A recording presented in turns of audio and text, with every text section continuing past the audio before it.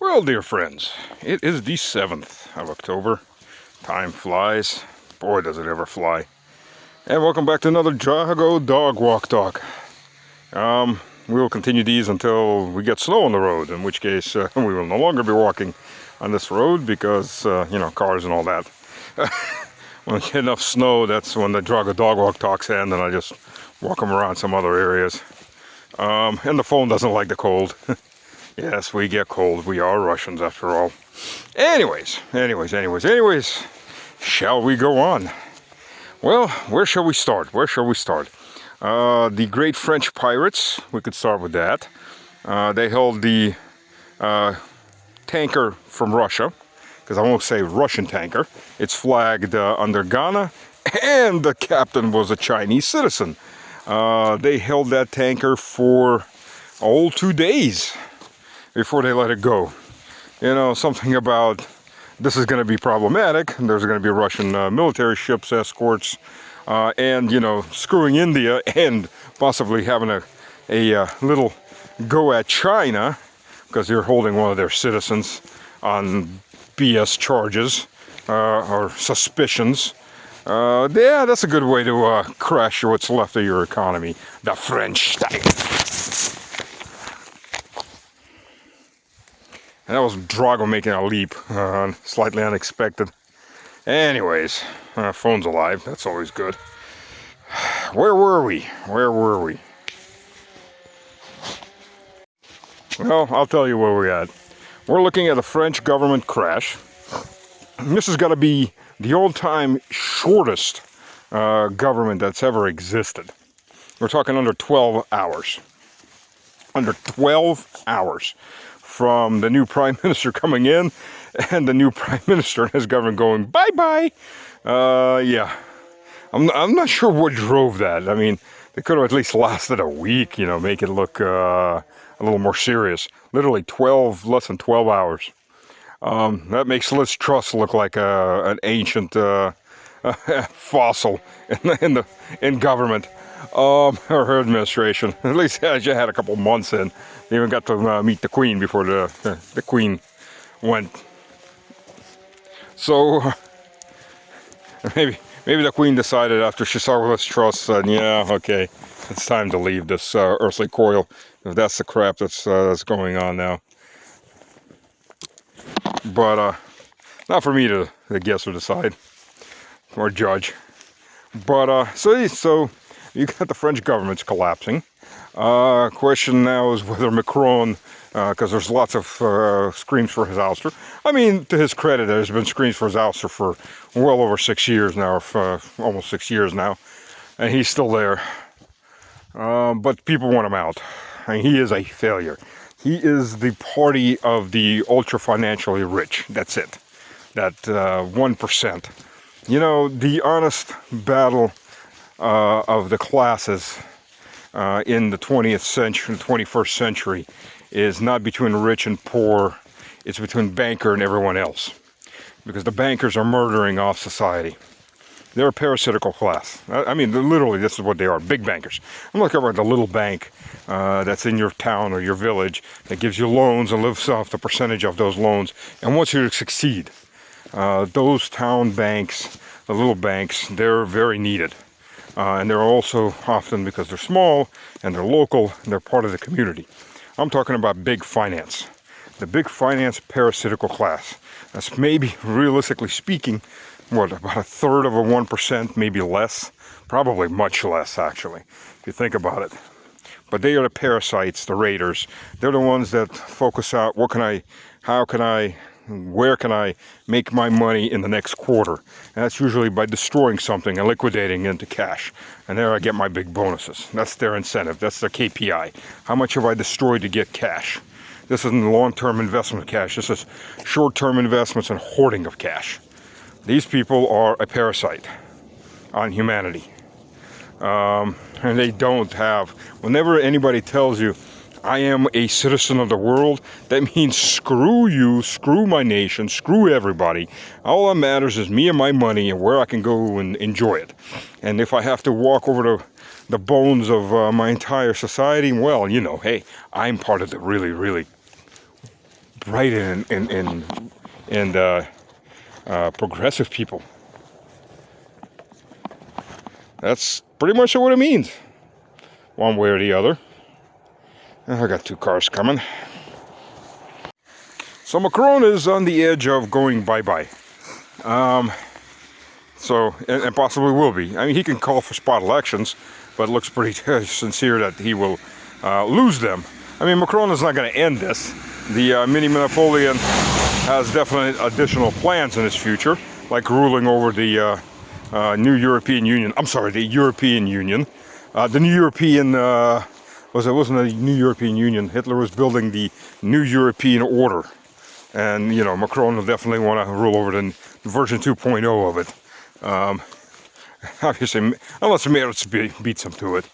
But this is an interesting thing. If you look at the enemies of Russia, the supporters of Ukraine, all their leaders, or almost all their leaders, are gone.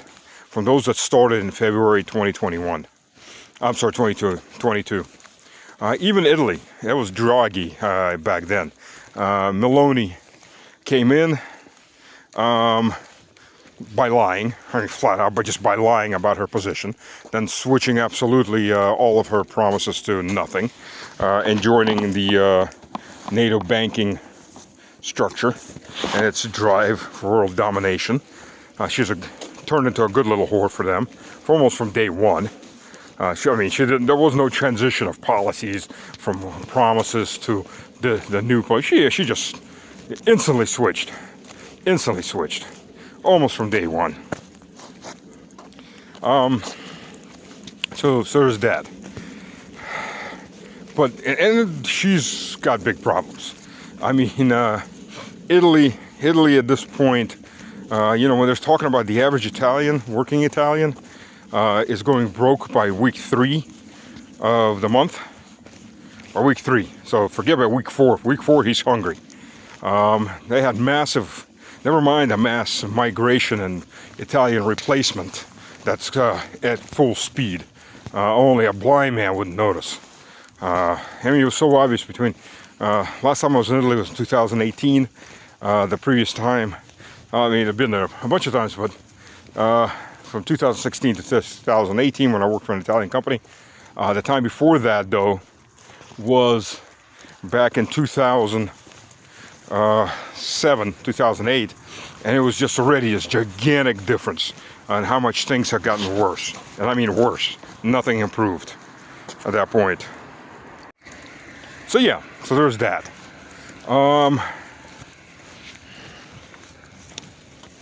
Куда ты лезешь, а? Срать нужно еще. Okay, the Russian speakers will understand what I just said. Anyways. So, yeah, Italy is broke. Everybody's, all these countries are broke that have stood against Russia. This is the long game of attrition, economic and diplomatic and political attrition. And Meloni, I mean, they just had a week, a set of protests where just everything stopped. Started with Milan and then worked its way out through the rest of Italy, and everybody just went home. The country basically stopped.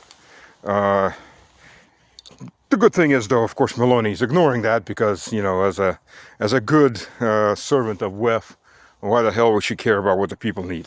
Same thing in France and other places. But we did see the failure of Euro code diplomacy, if we can call it that, or Euro control is more like it, in Czechoslovakia, or Czech, I'm sorry. They already lost Slovakia before that, thank God for Fitz, and thank God the bullets missed their mark internally. I mean, he sucked all 4 of them up. There's God intervening for you to keep the right person alive.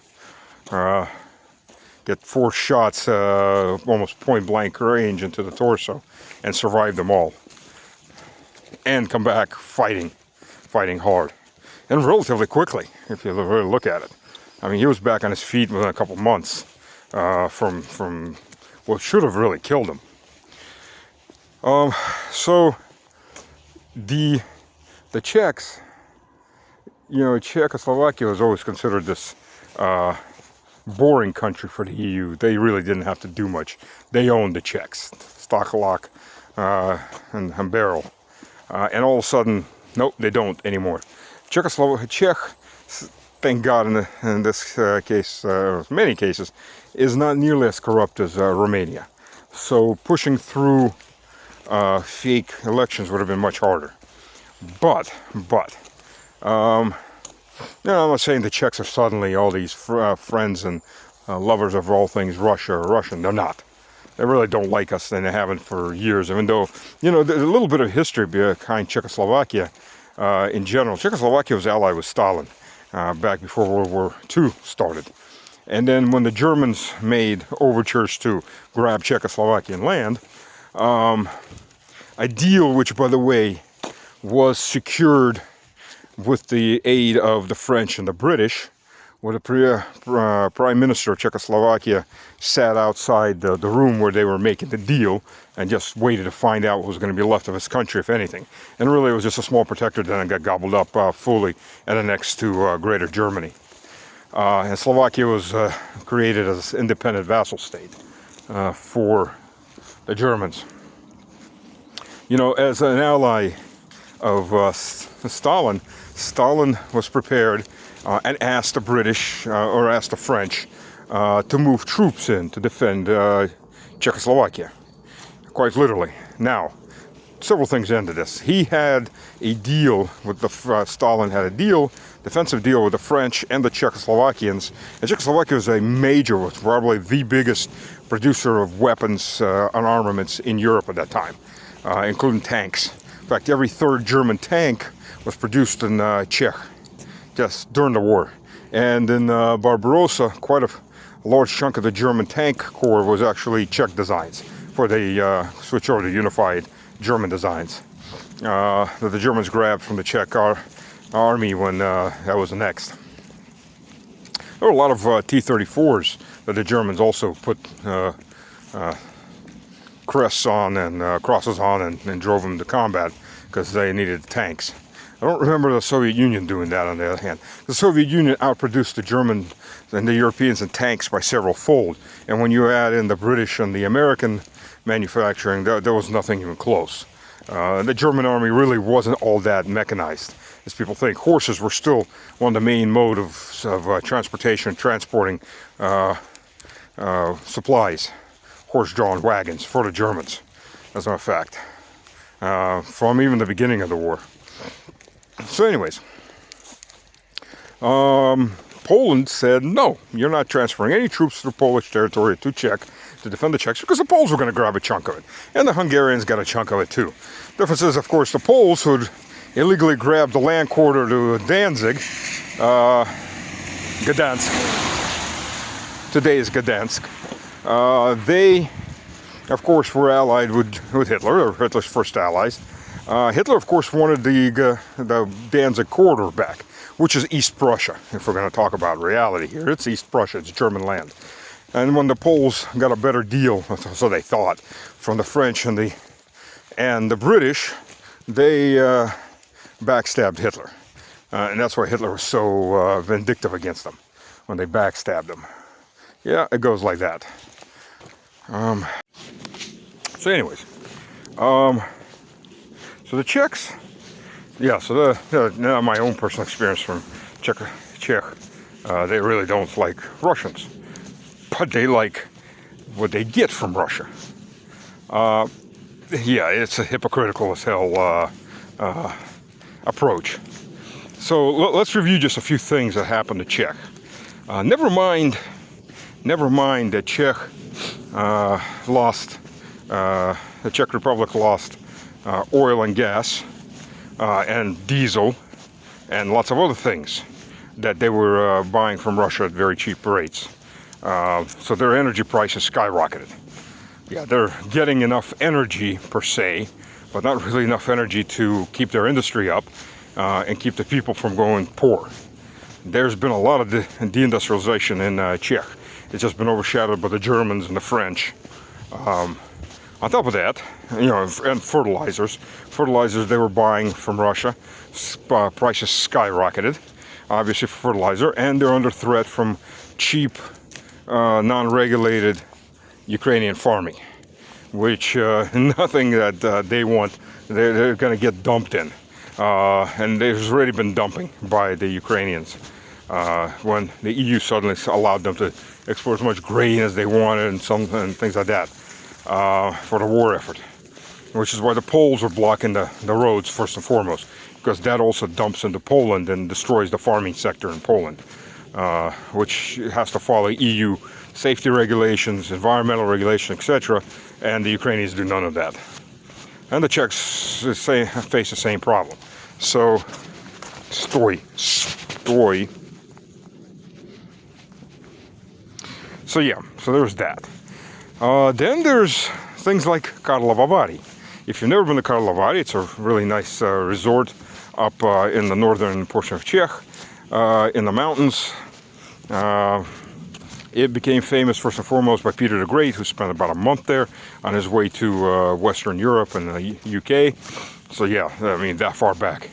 And just to understand, now this is a very important area, tourist-wise, for Czech Republic. It doesn't have that many great tourist areas, but this is one of those. Natural springs, all that, baths, mineral springs, and so on and so on. I've been there several times. Of course, when I was there, it was still being restored from a lot of rundown from the Soviet era, which didn't invest, obviously, that much into it. So, just so you understand, from 2021 to 2022, the revenue stream in Karlovy fell 80%, because the vast majority of the people going there were Russians. So they lived off of Russian money, more so than any other area probably in all of Europe. 80% drop. Oh, maybe Finland. Finland's the only other one that's facing the exact same thing, and Eastern Finland's bankrupt and ghost towned, because nobody wants to live there because they lived off of Russian tourists coming in, or Russian buyers, and so on. Russian shopping. Eastern Finland is a ghost town. And Karlovy is pretty much dead too. A lot of hotels have closed down, restaurants closed down, everything's closed down, and that closed down in 22, 23. Now we're in 25 going to 26. But everything else went up in price too. I mean, Czech, interestingly enough, considering where it's at, imported huge amounts of Russian milk products, dairy products. And of course, all that's gone. So what they do import from Central Western Europe is lower quality. It is.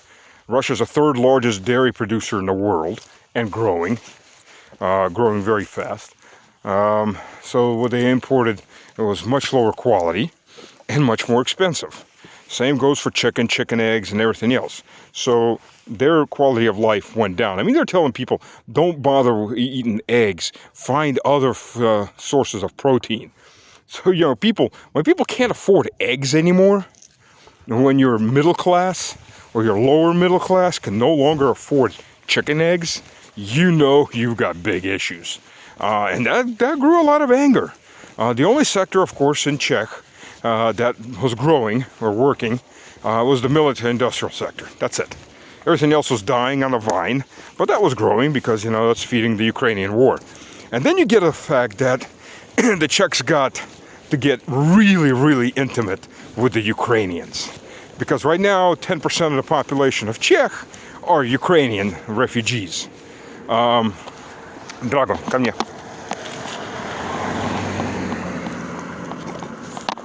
Are Ukrainian refugees. In all their glory, they're getting lots of free stuff while the Czechs can't afford eggs and milk. These guys are living it up. They're getting government subsidies. They're getting government subsidized apartments or government free apartments, and they act like asses. I mean, seriously act like asses. But they do that everywhere, and they're entitled. You think those African and Arab and Pakistanis coming over to England or France are entitled? You haven't seen anything yet. In fact, my European viewers, by all means, please sound off about your own experiences. I've had more than a few friends in Poland, in Germany, in France, in Italy, telling me about the things I've seen in Slovenia. And yes, they were very entitled. I mean, we here know what we're dealing with there, with the whole, and it's not an easy thing. So that pissed off a lot of Czechs. And the fact that things are only getting worse, and there's news around that, you know, maybe there's been already quite a few dead Czechs because the Czech military sent vampires. Again, I said before, not the two-legged type, the Drago, иди сюда, but the ones called the multiple launch rocket systems, vampires, into Kharkov Oblast, and they've been getting whacked because they shoot up civilian areas in Sumy, I'm sorry, Sumy, in Bryansk, in Belgorod, and Kursk. So they've been getting whacked. There's a big hunt for them. So at one point, the hospitals, the municipal hospitals in Kharkov, and I got this from first-line sources, most of the wounded there, or dead, wounded being treated before they were being evacuated to Europe, were Czechs. Now the majority are Germans and French. The Germans are trying to gain up on the French and casualties. Yes, they are, quote, shit-dipped mercenaries, but we are fighting them directly. So, you know, you can only hide those losses for so long before they start to come back and creep in. And then what do? Of course, they'll be denied, but the people know. The people talk. So there is no surprise that the people that have come to power are anti-EU, anti-NATO, definitely do not want war. You're basically seeing, I'm going to keep Poland out of this because Poland is at a crossroads. They've got a president who, on the one hand, of course, he wants Rzecz Pospolita, the Polish Empire, back. He talks to the ghost of Pilsudski on a daily basis, his own admission. Novorossiysk also, but on the other hand, he now knows how many casualties, somewhere around 10,000 Poland has suffered, dead, and he doesn't seem to be wanting to fight the Russian army. On the other hand, he's also having issues with the Banderites, because he remembers and admits to remembering the things that the Banderites did to Poles, the massacres. And some of these Banderites that murdered Poles are still quite alive in western Ukraine and celebrate their great achievement of cutting babies out of their mother's wombs, putting them in their dying mother's arms and taking photos of that. Oh yeah, they took photos of everything. These are sick individuals. They get off on looking at the photos of their victims. Very sick individuals. But that is who we're dealing with. And their grandkids, which we're fighting right now. So, but on the other hand, on Poland, you've got Tusk and his gang, who very much want a war with Russia. So Poland's at a crossroads. Poland's at a crossroads, so I'm not going to count it. But if you look downwards, you got Hungary, Slovakia, and Czech Republic. You're basically starting to reform the old Austro-Hungarian Empire. The Visegrad section. There are now, hey, we can live with the Russians. We don't want to fight the Russians. And screw off Western Europe. So who knows? Maybe we're looking at the nascent rebirth in a confederation form of some kind of the Austro-Hungarians. So far minus the Austrians, but we'll live and see with that too. Very interesting times we're living in, and very interesting changes and movements in borders and alliances, especially with NATO showing its weakness, the EU doing its damnedest to commit suicide in an effort to become hegemon of all humanity in Europe, and dictate of everything you do, including what toilet paper and how you wipe your arse, if they can help it. So, Drago. So yes, it'll be interesting. We'll live and see, of course, how all this turns out. So that's what we have on the ground right now. This is interesting times, very interesting times. Gives me a lot to talk about, think about, analyze. Hope you enjoyed it. God bless. There's always more that I miss because, you know, the news cycle is just insane these days. I don't have enough dog walk talks to cover it all, in time to cover it all. But we will continue. God bless.